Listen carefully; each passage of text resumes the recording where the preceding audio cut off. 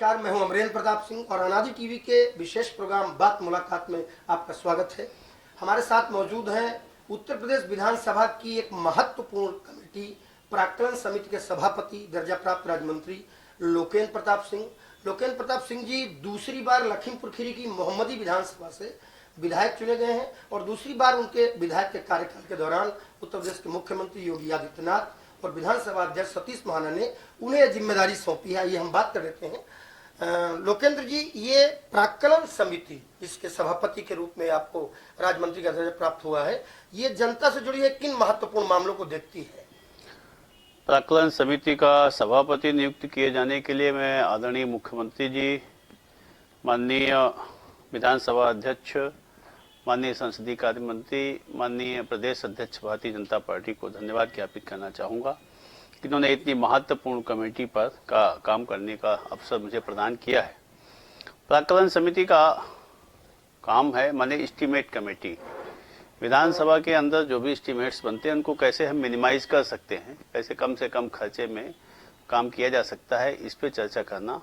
और यदि कहीं कार्यपालिका के द्वारा कहीं कोई वित्तीय अनियमितता किसी प्रकार की होती है, उसकी शिकायत आती है, तो उस पर भी सदन में हम चर्चा अपने प्राक्कलन समिति के सदन में चर्चा कर सकते हैं और संबंधित अधिकारी को बुला करके उससे पूछताछ कर सकते हैं। महत्वपूर्ण दायित्व है। मेरा प्रयास होगा कि मैं बड़ी सदास्यता, बहुत ही ईमानदारी के साथ इस दायित्व का निर्वहन कर सकूं और माननीय मुख्यमंत्री जी के विश्वास पे खरा उतर सकूं। अच्छा, बड़ी संख्या के सदस्यों वाली समिति रहती है ये, पक्ष विपक्ष दोनों से जानकारी के अनुसार इसमें सदस्य आते हैं, तो क्या जो प्रतिपक्ष के लोग हैं, जो विपक्ष के लोग हैं, उन्हें भी अपनी बात रखने का और अपने आवश्यक कार्यों को यहाँ संपादित बिल्कुल पूरा अवसर मिलता है।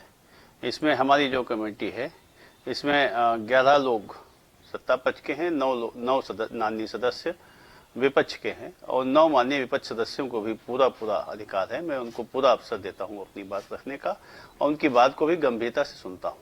लोकेन्द्र जी, बहुत अच्छा आपने बताया। चलिए बात कर लेते हैं। उत्तर प्रदेश भारतीय जनता पार्टी की प्रदेश कार्य समिति की बैठक है। कल शाम से वो कार्यक्रम शुरू है, आज भी हो रहा है और अभी हमें लगता है आने भी उसको होना है। तो ये प्रदेश कार्य समिति की बैठक निश्चित रूप से उत्तर प्रदेश सबसे बड़ा सूबा है, पार्टी यहाँ पर दुनिया की सबसे बड़ी पार्टी कही जाने भारतीय जनता पार्टी उत्तर प्रदेश में सत्ता में है, तो यहाँ की भी सबसे बड़ी पार्टी है। तो ऐसे में जब आने वाले टाइम पे कुछ चुनाव भी आ रहे हैं, अभी MLC स्नातक और शिक्षक और स्नातक निर्वाचन क्षेत्र 30 तारीख को उनके वोट पड़ेंगे। फिर इसके अलावा मुख्यमंत्री ने जैसी घोषणा की है कि अप्रैल और मई में निश्चित रूप से नगरीय निकाय चुनाव, लोकल बॉडीज इलेक्शन हो जाएंगे और फिर 2024 लोकसभा चुनाव में आप जाएंगे। तो क्या ये जो प्रदेश कार्य समिति की बैठक है, इसमें कोई महत्वपूर्ण निर्णय होने की संभावना है? देखिए, प्रदेश कार्य समिति एक संगठन की एक विधा है और वो विधा एक सिस्टम से चलती है। पहले शुरू से आज से जब से भारतीय जनता पार्टी का गठन हुआ है तब से चलता है। राष्ट्रीय कार्य समिति की बैठक होती है, उसके तुरंत बाद प्रदेश कार्य समिति की बैठक होती है, उसके तुरंत बाद जिला कार्य समिति की बैठक होती है और उसके बाद मंडल कार्य समिति की बैठक होती है।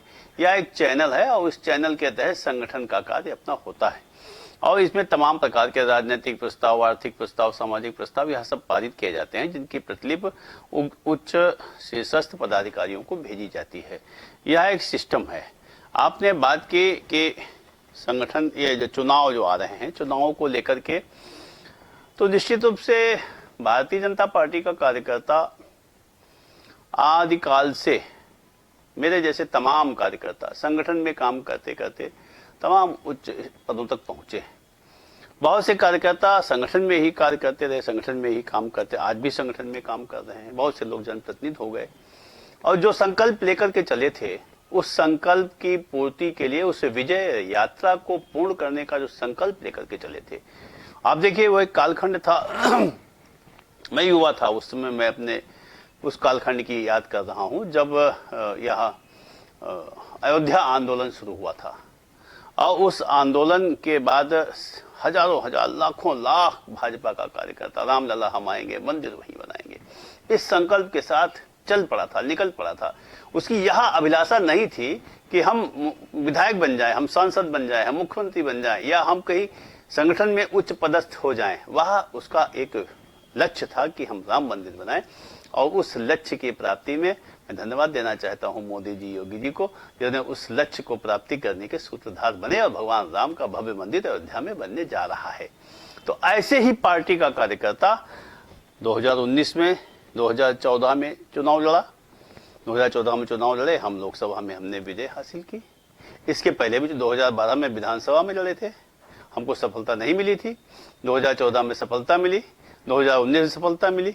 आदमी सोचता है कि भाजपा के कार्यकर्ता अब तो कभी तो इनके अंदर ठहराव आएगा, लेकिन ठहराव नहीं आता कभी। भाजपा का कार्यकर्ता राष्ट्रवाद की प्रेरणा से ओतप्रोत होकर के देश के लिए nation first party second and we are third, इस आधार पे भाजपा का कार्यकर्ता सदैव अपने को पूर्ण समर्पित भाव से पार्टी के लिए कार्य करता है। और वही वजह है कि निष्काम भाव से, निष्पक्ष भाव से, निस्वार्थ भाव से वह पार्टी के लिए लगा रहता है, चरैवेती के भाव से। पंडित दीनदयाल उपाध्याय को अपना आइडियल मान करके उनके पदचिन्ह बनाए हुए पदचिन्हों पे, अटल जी के बनाए हुए पदचिन्हों पर उनकी कविताएं गाते हुए पंडित दीनदयाल का अंत्योदय अपने अंदर आत्मसात करते हुए लगातार चलता रहता है, और परिणाम यह है कि सत्ता की प्राप्ति होती है। उसी कड़ी में कार्य समिति है, उसी कड़ी में यह कार्य समिति है। बहुत अच्छा जवाब दिया। एक सवाल और बनता है कि आज मुख्यमंत्री से लखीमपुर खीरी जनपद के, सीतापुर जनपद के जो जनप्रतिनिधि हैं उनका बैठक का कार्यक्रम है। मुख्यमंत्री उनसे मिलेंगे और उस क्षेत्र की, उन जिलों के जनप्रतिनिधियों की अपनी क्या समस्याएं हैं या क्या अच्छा और वहाँ जनता के लिए किया सकता है, शायद इस पर चर्चा होगी, या आने वाले चुनाव को लेकर भी कुछ चर्चा होने की उम्मीद है। देखिए, माननीय मुख्यमंत्री जी बहुत अच्छा कार्य कर रहे हैं। मैं बहुत लंबे समय से राजनीतिक जीवन में हूँ, मैंने इस प्रकार का काम करने वाले मुख्यमंत्री नहीं देखे, बहुत लंबे समय से हूँ। अपराध को एकदम से कतई समाप्त करके रख दिया है, बिल्कुल। और गांव का गरीब मजदूर किसान, जिसके पास खाने को रोटी नहीं थी, जिसके पास घर नहीं था, जिसके पास शौचालय नहीं था, जिसके पास मूलभूत सुविधाएं नहीं थी, वह सारी सुविधाएं उसको देकर के जनगण मन को सार्थक करने का काम किया है। तो मुख्यमंत्री योगी आदित्यनाथ ने किया है, बहुत बड़ी बात है।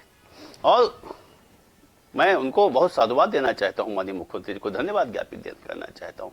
मैंने विपक्ष के हमारे मित्र हैं जो विधायक, उनसे चर्चा होती है, वो कहते हैं कि हम लोग समय मांगा करते थे, मुख्यमंत्री से मिलने का समय नहीं मिला करता था। हमारे मुख्यमंत्री से कोई भी समय मांग ले, वो समय दे देते हैं और मिलते हैं, विधायकों से भी बात करते हैं, संवाद करते हैं, लगातार चलते रहते हैं, जिलों में जाते हैं।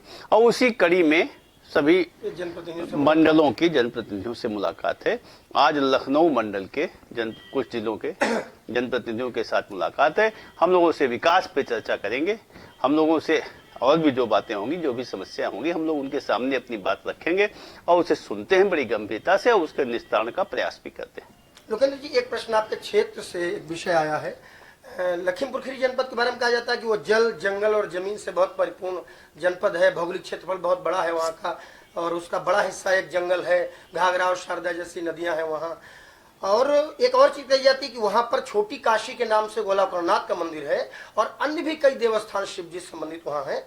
आपकी तरफ से जानकारी आ रही कि एक कोई प्रस्ताव आप मुख्यमंत्री जी को देने जा रहे हैं, जिसमें अर्जुन परिपथ या पार्थ परिपथ शायद उसका नाम रखा है आपने, तो ये इसका कुछ महाभारत कालीन युग से संबंध है या फिर क्या है ये पार्थ परिपथ? देखिए, लखीमपुर जनपद धार्मिक धरोहर है, धार्मिक, सांस्कृतिक और पर्यावरण पर्यटन की धरोहर है। वहाँ पे कई ऐसे स्थान हैं, जैसे दुधवा नेशनल पार्क है, छोटी काशी है, लीलोटीनाथ बाबा का मंदिर है।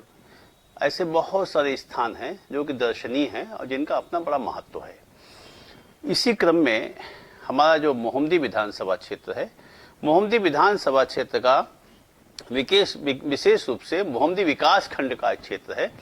उसमें लगभग 12 मंदिर ऐसे हैं जो एक ही दक्षांश पे हैं, और वह सारे मंदिरों का, सारे शिवलिंगों का एक ही स्वरूप है। नीचे से अष्टदल में है, अष्टकोण के हैं, नीचे से ऊंचे से शिवलिंग हैं एक ही प्रकार के।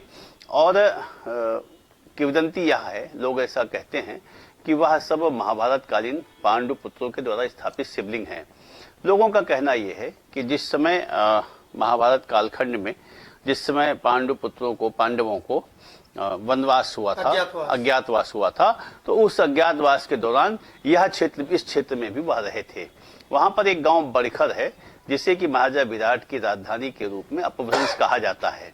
वहां पर आज भी सरोवर है, उस सरोवर में उस कालखंड के तमाम अवशेष आज भी मिलते हैं, किला टाइप का मिलता है, और उस कालखंड के सिक्के भी आज निकलते हैं। बहुत सारे लोगों ने वहां पर गोल्ड के सिक्के भी पाए, एक कालखंड था। वहां पे शुरू से चलेंगे तो रधोला में लब्धेश्वर नाथ, बड़ेरा में बड़ेश्वर नाथ, आगे बढ़ेंगे तो पालन नाथ है, महाराजा विराट द्वारा स्थापित है। फिर बढ़िया खेड़ा में महाराजा भीम द्वारा स्थापित है। जंगली नाथ है, भीम द्वारा स्थापित है। नकुल द्वारा स्थापित है गरीब नाथ। टेढ़े नाथ बाबा युधिष्ठिर द्वारा स्थापित है। पशुपत नाथ अर्जुन द्वारा स्थापित है।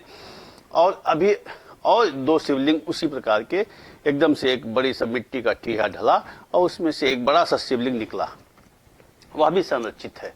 तो यह सारे मंदिर जो है जब मैं देखता हूं तो वो एक ही दक्षांश पर दिखते हैं।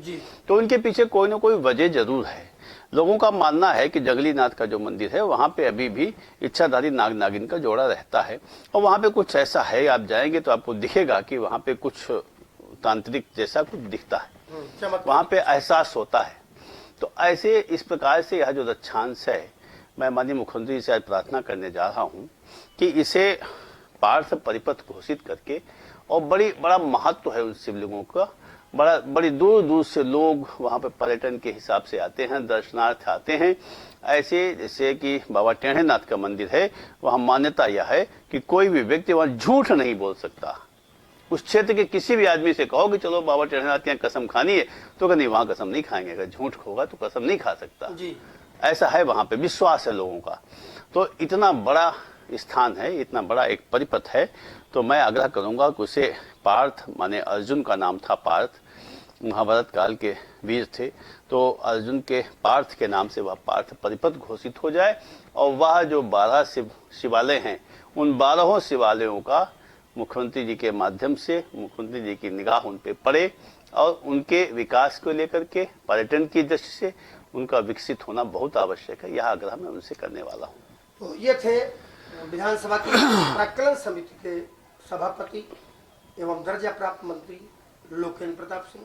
हमने उनसे सीधे सवाल किए और उन्होंने खुलकर जवाब भी दिए। अंतिम सवाल के जवाब में जो उन्होंने बताया, पार्थ परिपथ की परिकल्पना मुख्यमंत्री के सामने प्रस्तावित करने जा रहे हैं। वो मुख्यमंत्री से आग्रह करेंगे कि पार्थ परिपथ के रूप में एक ऐसे स्थान को जहां पर महाभारत कालीन ढेर सारे शिवलिंग की वदंती के अनुसार पाए गए हैं, अगर उसका विकास होता है तो निश्चित रूप से ये आस्थावान लोगों के लिए, ये सनातन मतावलंबियों के लिए, और निश्चित रूप से ये एक ऐसा कार्य होगा जिसको आगे बड़ी सराहना मिलेगी। हमारी शुभकामनाएं भी उनके साथ है। फिलहाल आज बात मुलाकात में सिर्फ इतना ही। मिलते हैं जल्द ही किसी अन्य शख्स से।